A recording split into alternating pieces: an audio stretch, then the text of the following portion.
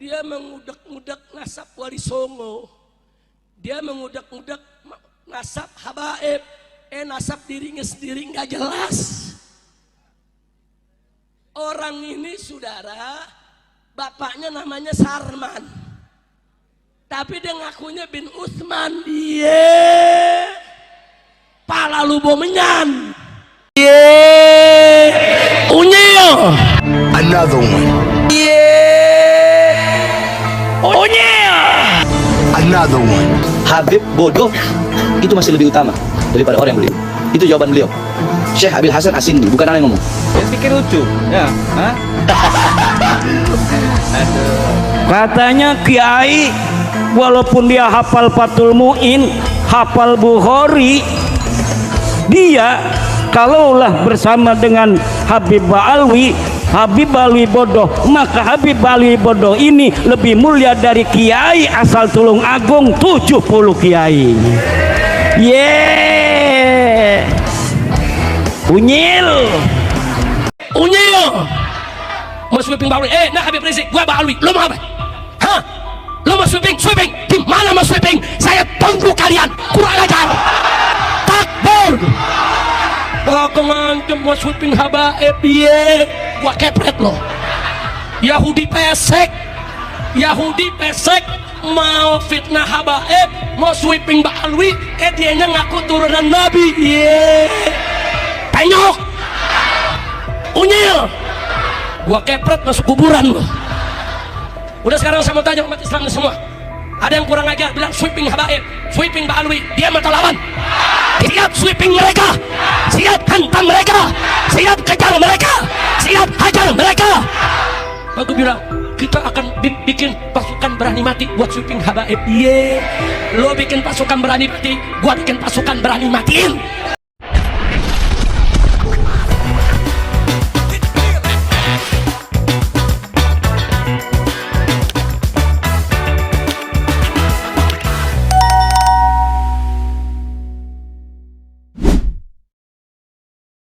Assalamualaikum warahmatullahi wabarakatuh, sahabat pelita yang dirahmati Allah. Ketemu kembali dengan channel ini ya. Semoga para sahabat dalam kondisi sehat walafiat dan tentunya masih dalam lindungan yang maha kuasa. Cuplikan video barusan sangat menarik sekali ya sahabat ya. Tetapi cuplikan barusan itu bukan serta-merta mewakili keseluruhan isi video. Jadi alangkah baiknya ketika kita menonton sebuah video itu jangan di skip, kita simak sampai selesai. Biar apa? Biar kita tidak gagal paham dalam menanggapi sebuah video yang tentunya ditakutkan ketika kita salah paham menanggapi sebuah video, nanti kita itu konslet ketika menanggapi ataupun berdiskusi di kolom komentar. Jadi mari kita simak keseluruhannya. Tetapi sebelum kita lanjut, buat Anda yang belum dukung channel ini, jangan lupa dukung channel ini dengan cara di like, di share, dan subscribe-nya. Tombol loncengnya juga diaktifkan biar apa? Biar Anda tidak ketinggalan kabar info terbaru dari channel ini. Monggo kita simak kembali videonya. Di akhir video seperti biasa nanti kita koreksi atau kita diskusikan video ini, tetapi harus mengedepankan diskusi ya, bukan mengedepankan ego. Apabila mengedepankan ego, takutnya rancu dan pikiran kita nantinya ngawur dan kebablasan. Ini dia videonya, silahkan. Ada yang menarik yang kita bisa baca dari tulisan Dr. Sugeng pada hari ini, yaitu apabila kita mempercayai nasabnya Ba'alwi, berarti baca selawatnya salah alamat. Karena Nabi Muhammad adalah unit biologis. Unit biologis itu berarti beliau mewarisi biologi dari leluhurnya. Kemudian keturunannya hari ini juga mewarisi biologis, secara biologis dari Nabi Muhammad SAW. Dalam hal ini dari sepupunya Sayyidina Ali karamallahu wajhah. Jadi apabila Nabi Muhammad kita yakini sebagai unit biologis, bukan hanya dia sebagai individu sebagai makhluk biologis yang mewarisi biologi dari leluhurnya dan menurunkan biologi kepada anak-anaknya dan keturunannya hari ini secara garis perempuan dari anaknya, dan secara garis laki-laki sama dengan dirinya haplogrupnya J, karena yang menjadi suami dari anak perempuannya adalah sepupunya yang memiliki haplogrup yang sama. Maka barang siapa yang hari ini bersolawat kepada Nabi Muhammad yang unit biologisnya berbeda, maka ini konsekuensinya seperti apa? Ini perlu dibahsul masailkan. Bagaimana seorang makhluk biologis kemudian ilmu pengetahuan telah konklusif mengkristal terhadap kesimpulan ilmiah bahwa berdasarkan keturunan-keturunannya yang sahih secara genealogi dan historis, bahwa Nabi Muhammad adalah J1, tetapi kemudian kita meyakini unit biologis yang lain, yaitu dari Ba'alawi yang haplogrupnya G, yang secara ilmu genetika itu mustahil seorang unit biologis di masa lalu hari ini memiliki keturunan yang berbeda-beda haplogrupnya dari 1300 tahun yang silam. Jika kita mengakui keluarga Bani Qatadah di Mekah Al-Mukarramah sebagai keturunan Nabi, juga Bani Sulaimaniyah di Hijaz, juga Bani Araji yang ada di Madinah, Bani Qandil yang ada di Mesir, Bani Faiz yang ada di Karbala, Bani Rasli yang ada di Yaman, yang tanpa ada kompromi hasil tes DNA mereka sama. Padahal di antara mereka ada permusuhan politik di antaranya. Tetapi ketika hari ini mereka tes DNA, semuanya tes DNA-nya identik. Mereka semua berada di dalam haplogrup J1 dengan penanda genetik Sayyidina Ali 10.500. Nah, kemudian ada yang lain dari Ba'alawi yang ngaku juga turun Nabi, tetapi subclan atau haplogrup dari mereka yaitu haplogrup G, yang tentu tidak akan bertemu dalam satu kakek bersama pada 1300 tahun yang silam. Ini dalam ilmu biologi adalah mustahil mereka bersepupu. Kalau kita mustahil bersepupu antara Bani Qatadah dan seluruh para keturunan Nabi yang sahih ini secara ilmu nasab, dan saya sudah menjajalnya. Saya sudah menjalankan penelitian terhadap keluarga Bani Qatadah secara ilmu nasab. Saya tracking nama-nama yang ada di dalam urutan silsilah Bani Qatadah.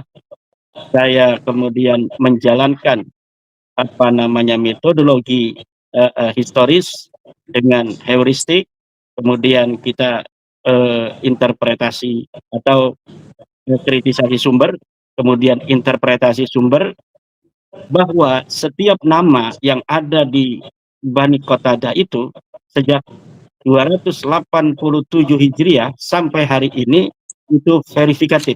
Semua nama ada di dalam kitab-kitab nasab, mulai kitab nasab siri silsilatil alawiyah yang ada di abad keempat Hijriah, kemudian dalam abad kelima 3 kitab yang menjadi saksi keluarga Bani Qatadah ini ada semua, yaitu kitab Al-Mazdi, Muntaqilatul Talibiyah, dan kitab Tahdhibul Ansab. Kemudian di abad ke-6 ada kitab Asy-Syajarah Al-Mubarakah, di abad ke-7 ada kitab Al-Fahri, di abad ke-8 ada Al-Asili dan As-Sabatul Musan, di abad ke-9 ada kitab Umdatul Talib As-Sughratul Kubra. Kemudian terus sampai abad ke-14 saya teliti, semuanya verifikatif. Uji petik yang saya lakukan untuk keluarga Nabi Bani Qatadah, keluarga Raja Yordan ini, semuanya sosok historis dan semuanya sesuai dengan urutan nasab. Seorang ayah memiliki anak seperti apa yang ada dalam silsilah nasab itu, dan seorang anak ini kemudian mempunyai anak lagi seperti apa yang ada di dalam silsilah nasab itu juga. Terus sampai ke Raja Abdullah, semuanya verifikatif. Nah, kalau misalnya secara ilmu nasab, uji historis, ini sudah sahih. Nah, kemudian yang kita belum uji adalah dari orang-orang yang mengaku yang lain. Dari Bani Kondil saya belum uji. Tetapi saya tidak perlu uji karena hanya dengan mengkias, menganalog hasil daripada uji tes DNA-nya yang identik dengan Bani Qatadah, maka ini membuktikan salah satu itu saling menguatkan yang lain, satu menguatkan yang lain, dan yang lain menguatkan yang satu.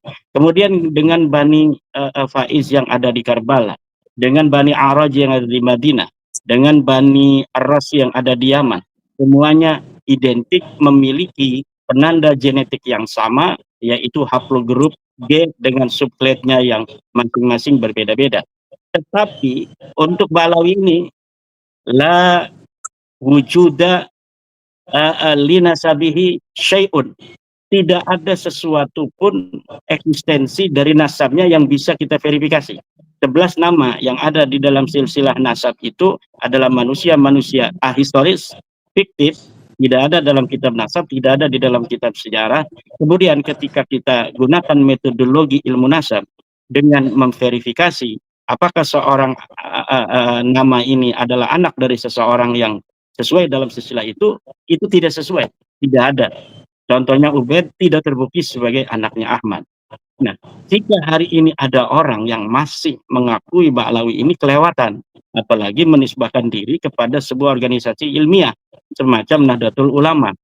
Dan apa yang dikatakan oleh Dr. Sugeng itu bahwa Gus Yahya memiliki mewakili NU, itu tidak demikian. Gus Yahya itu tidak mewakili daripada Nahdiyin, juga tidak mewakili PBNU. Bagaimana dia mewakili PBNU sementara secara organisatoris dinamika yang ada menempatkan posisinya begitu dilematis. Dia dipecat, kemudian islahnya tidak jelas, dan warga NU kemudian sudah tidak mempunyai trust terhadap Gus Yahya dan seluruh jajaran dari kepengurusan PBNU hari ini. Nah, dia tidak mewakili PBNU. Jika benar takdiran dari Gus Yahya, ucapannya itu adalah motifnya motif normatif ideologis misalnya. Tapi saya kira ucapan itu seperti apa yang saya katakan beberapa waktu lalu di dalam sebuah podcast. Ucapan Gus Yahya ini multi tafsir dan tidak mempunyai alasan tunggal. Motifnya tidak tunggal. Di situ ada motif normatif, juga ada motif strategis. Yang jelas motif ideologis itu jauh. Motif ideologis bahwa Balawi betul-betul itu dia mengakui sebagai cucu Nabi itu jauh. Tapi kalau motif normatif atau motif strategis bisa. Yang saya maksud dengan motif normatif adalah mungkin untuk mengurangi kesedihan kaum Balawi.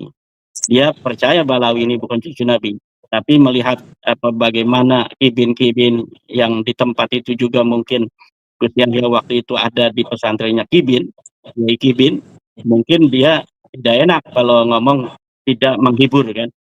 Ya, saya kira itu motif normatifnya seperti itu. Nah, kemudian ada motif strategis.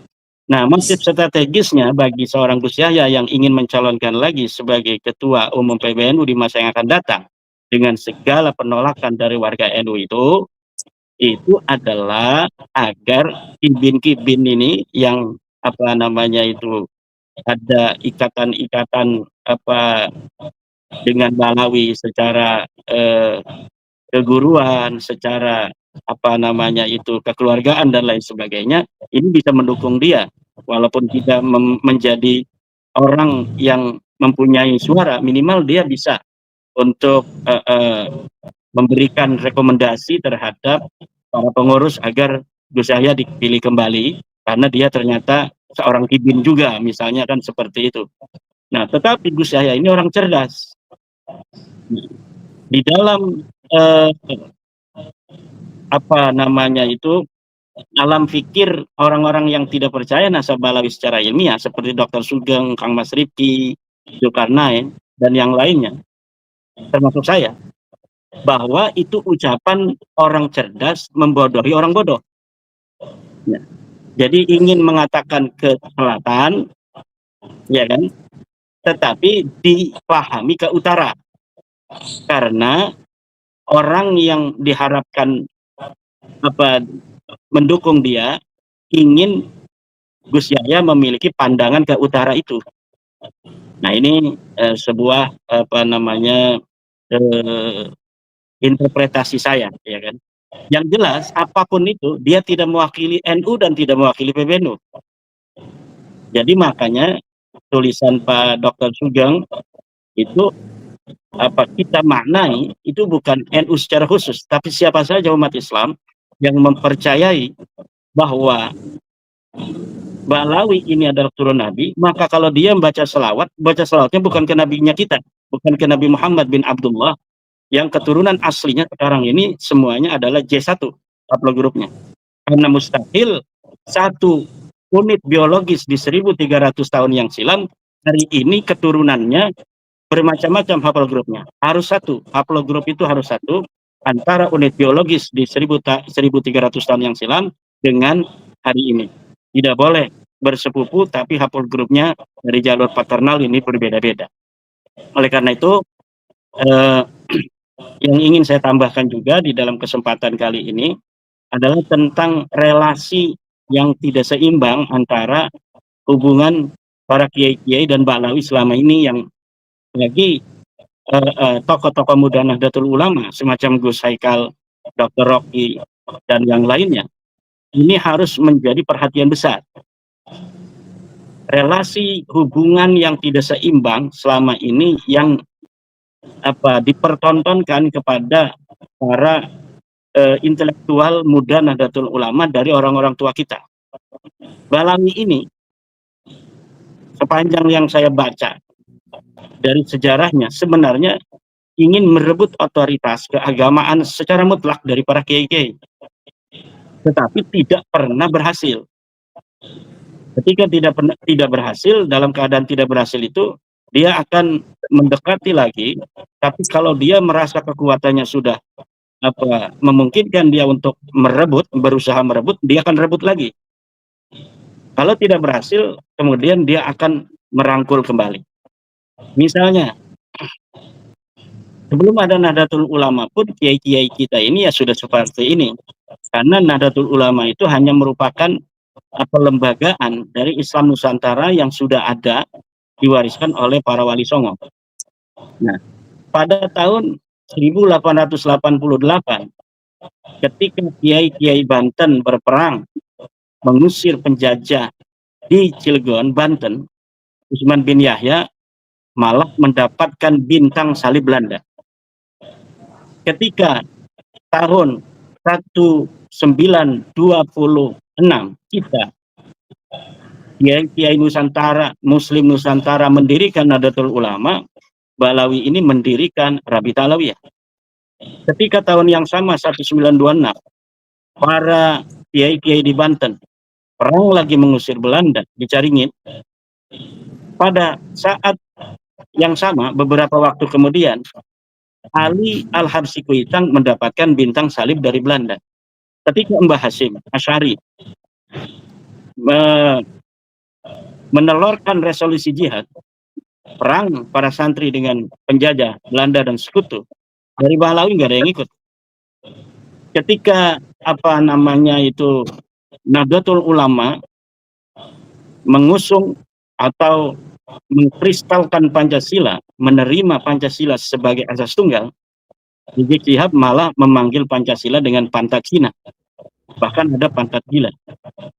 Ketika Mbah Hasyim Asy'ari diangkat sebagai pahlawan nasional dengan data-data historis yang cukup oleh para sejarawan, Faisal Assegaf Balawi mengatakan sejarah Mbah Hasyim adalah sejarah Kopingho. Ketika kita mencintai Banser dan Ansor dan bangga kalau anak kita jadi Banser dan Ansor, seorang Balawi dari Depok mengatakan haram umat Islam anaknya dimasukkan ke Ansor dan ke Banser.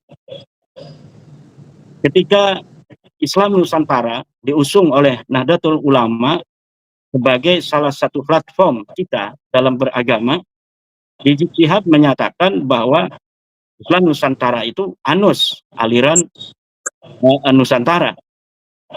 Kemudian ada lagi dia katakan jin. Jamaah Islam Nusantara. Dia menolak dengan sekuat-kuatnya konsep Islam Nusantara itu. Kita ini bukan Islam Nusantara, tapi mengislamkan Nusantara, saudara, nah, dan sebagainya. Tetapi hari ini bagaimana dia datang ke pondok-pondok Nahdlatul Ulama, ingin didukung, ingin dirangkul, ingin berlindung. Cucunya atau bukan cucu, menantunya datang ke pondok-pondok Nahdlatul Ulama dengan tidak punya malu. Dia yang menghajat Hanif Alatas itu ketika Munas Alim Ulama di Banjar misalnya. Munas Alim Ulama atau Muktamar itu saya lupa. Saya hadir di sana. Kemudian salah satu konsep yang kita kembangkan adalah misalnya tentang tidak boleh memanggil kafir terhadap non-muslim. Mereka membuat narasi-narasi pejoratif yang menghina Nahdlatul Ulama sampai merubah surat Al-Kafirun menjadi surat non-muslim misalnya. Tapi bagaimana sekarang Hanif Alatas datang ke Lirboyo, datang ke Sarah, datang ke Sidogiri tanpa malu, seakan-akan dia tidak pernah punya salah terhadap kiai-kiai Nahdlatul Ulama yang pada saat dirumuskannya konsep Islam Nusantara, konsep non-muslim itu ya oleh kiai-kiai itu atau utusan daripada kiai-kiai itu. Jadi ada relasi yang tidak seimbang, hubungan yang tidak saling menguntungkan, bahkan merugikan para kiai dan Nahdlatul Ulama itu sendiri. Coba aja bagaimana ketika Kiai Ma'ruf Amin diusung oleh Nahdlatul Ulama sebagai calon presiden 2019. Sebelum pencolokan beberapa hari lagi, Ketua Rabita Alawiyah yang dia jadi mustasyar di PBNU mengundurkan diri dengan memanggil wartawan. Sekarang udah almarhum, namanya Jen bin Smith, mengundurkan dari Nahdlatul Ulama sebagai pengurus mustasyar dengan alasan PBNU sudah tidak sesuai dengan cita-cita yang diusung. Sebenarnya dia mendukung calon yang berseberangan dengan Kiai Ma'ruf Amin agar Kiai Ma'ruf Amin tidak jadi wapres. Tetapi Allah Maha kuasa, akhirnya Kiai Ma'ruf Amin bisa jadi wakil presiden bersama Presiden Joko Widodo. Nah, inilah hal-hal yang kita harus angkat ini agar itu kiai-kiai kibin itu paham. Sudah dia tidak bisa menjawab, tidak bisa mempertahankan dalil daripada yang dia ikuti, yang dia percayai. Katanya ada yang masih percaya sedikit dari kalangan Nahdlatul Ulama. Saya katakan sedikit karena saya tahu bahwa mayoritas orang NU itu tidak percaya Balawi. Mayoritas kiai NU itu tidak percaya Balawi. Yang percaya itu hanya beberapa titik saja di dalam titik-titik Nahdlatul Ulama. Cuma yang setitik ini kemudian memiliki kesempatan untuk diangkat di media dan lain sebagainya. Jadi nampak bahwa Nahdlatul Ulama ini masih banyak yang percaya, padahal tidak. Maka Gus Yahya jangan macam-macam. Kalau misalnya tujuannya agar misalnya itu secara ideologis, misalnya motif ideologis mengatakan bahwa nggak boleh ingkar. Sebenarnya saya nggak percaya. Nggak boleh ingkar pada nasab Balawi. Itu ideologis. Kalau ideologis dengan tujuan agar didukung oleh para kibin-kibin. Everything you see, it's all free. No paywalls, no VIPs, just the stories you love. From high-stakes revenge to heart-melting romance, dive into a world of endless possibilities. Endless dubbed series. Your world, your voice. Crystal clear or data-friendly. Smooth streaming on any network. No internet? No problem. Download your favorites and watch whenever, wherever. Download and unlock your next chapter for free. Kita sudah pernah membahas juga dengan Gus Fakih juga. Gus Fakih juga dapat data intelijen juga, hanya 3,sekian% lah yang memang percaya dengan Balawi gitu kan. Jadi Gus Yahya terlalu pede lah menyampaikan hal itu gitu kan. Padahal ya manggut-manggut aja, dalam hati ya memang nggak percaya dengan Balawi gitu kan. Nah, baik. Gus Yahya tidak tahu nanti. Gus Yahya tidak tahu kalau calon-calon lain musuh-musuh dia itu hari ini sudah mendekati PWILS, mendekati kiai-kiai yang tidak percaya nasab Balawi agar mereka didukung dan agar koneksi daripada kita di PC dan PW itu diminta untuk mendukung calon-calon ini. Mereka tidak tahu itu, Gus Yahya belum tahu ini. Ya. Makanya Gus Yahya ini ada yang ngejorokin agar dia terjerumus semakin dalam lagi. Sahabat pelita yang dirahmati Allah ya, keseluruhan videonya sudah kita simak bareng-bareng dan semoga para sahabat itu bisa mengambil hikmah atau mengambil ilmu dari apa yang sudah disampaikan. Ketika kita melihat sebuah video ataupun kita mungkin suka dengan sesuatu, tentunya ada pro dan kontra. Satu contoh video barusan mungkin ada yang pro, ada yang kontra ya. Tentang hal ini kita itu harus dituntut untuk mengedepankan akal pikiran yang waras.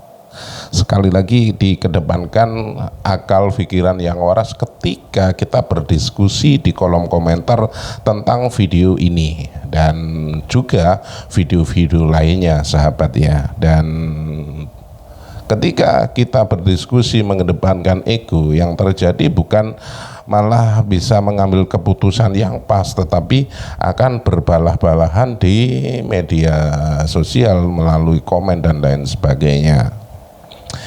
Ya memang sebagai pribadi yang merdeka ya, kita itu bebas untuk menentukan menyikapi sesuatu yang mungkin entah itu kita suka, entah itu tidak kita suka ya, karena banyak orang-orang yang sekarang ini ya memposisikan diri itu sebagai sesuatu yang mungkin berlebihan. Sehingga ketika mengeluarkan sesuatu pun ya, entah itu omongan, entah itu istilahnya nasihat, itu kadang juga berlebihan. Ada satu kasus yang mungkin para sahabat sudah tahu ya, hanya demi kepopuleran, hanya demi eksis ya, entah itu keluarganya lebih diakui, itu sampai membawa cerita-cerita yang mungkin ya dalam hal ini banyak di media sosial itu yang berseliweran memposisikan dirinya sebagai durian Nabi, satu contoh ya. Sehingga apapun yang keluar ataupun cerita-cerita yang keluar itu untuk orang mempercayainya itu akan dibumbui dengan cerita-cerita yang tidak masuk akal. Satu contoh bisa memadamkan api neraka, satu contoh bisa menurunkan rantai emas dari langit. Nah, satu contohnya itu ya sahabat ya. Cerita-cerita seperti itu pasti ada pro kontranya. Jadi ketika kita menanggapinya itu harus menggunakan akal pikiran yang waras. Biar apa? Biar tidak konslet. Sahabat pelita, sampai di sini dulu jumpa kita. Mungkin ada yang terkeliru, entah itu dari saya berucap, entah itu kata per kata yang mungkin kurang berkenan di hati Anda, izinkan saya mohon maaf yang tak terhingga. Dan apabila video ini bermanfaat, jangan lupa di like, di share sebanyak-banyaknya, dan tinggalkan jejak Anda di kolom komentar tentunya. Dan juga terima kasih yang sudah subscribe channel ini dan sudah klik video ini. Semoga Anda menemukan jawaban-jawaban yang mungkin selama ini menjadi pertanyaan-pertanyaan yang tersimpan di dalam hati Anda semuanya. Dan saya akhiri sampai di sini dulu jumpa kita ketemu kembali di waktu. Saya akhiri, wabillahi taufiq wal hidayah. Assalamualaikum warahmatullahi wabarakatuh.